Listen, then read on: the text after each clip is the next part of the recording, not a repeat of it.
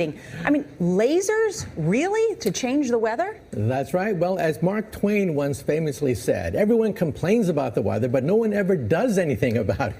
Well, instead of doing a rain dance, we physicists are firing trillion-watt lasers into the sky to actually precipitate rain clouds and actually bring down lightning bolts. This is potentially a game changer. But this is experimental. It's experimental. However, in the laboratory so far it works. When you have water vapor and you have dust particles or ice crystals, you can precipitate rain. It condenses around the seeds.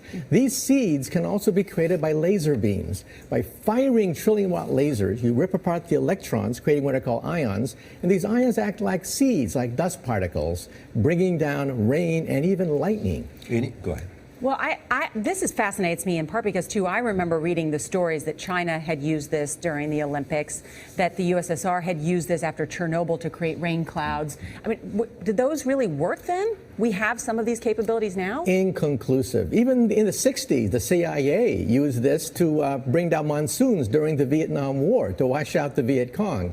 Governments have been playing with this thing. Alleged to. Alleged to, right. Yeah. Now, we realize that for decades now, these governments have been alleged to have experimented with weather control, but nothing conclusive.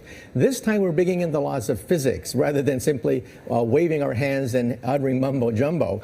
We're actually using trillion-watt lasers now. And in the laboratory, sure enough, they precipitate rain out of water vapor.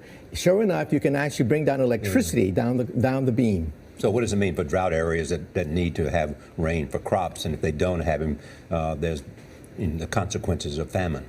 Well, the bad news is if it's a clear blue sky, it's not going to do anything at all because it only takes water vapor that's already in the air and condenses it. However, for floods, for agriculture, farmers, for people planning wedding parties, football games, you name it, outdoor events and agriculture and flooding and even hurricanes, all of them could be subject to weather modification. Incredibly interesting. Professor Michio Kaku, thank you so much.